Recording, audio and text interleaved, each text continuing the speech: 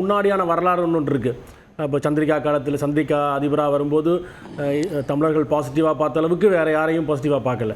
So அந்தளவுக்கு பாசிட்டிவாக பார்த்த காலம்லாம் இருந்தால் அந்த மாதிரி அனுரகுமார் அவர்களை பாசிட்டிவாக பார்க்க வேண்டியிருக்கு. அவருடைய பிரச்சாரம் நான் கடந்த வாரத்தில் சிங்கள கிராமங்களுக்கெலாம் போயிருந்தேன். அந்த கிராமங்கள் வரைக்கும் அனுரகுமாருக்கு அலுவலகங்கள் இருந்தன. அனுரகுமாரோடைய போஸ்டர் மட்டுமே இருந்த கிராமங்கள்லாம் நான் பார்த்தேன். அந்தளவுக்கு அவர்கள் வீரியமான இது பண்ணாங்க.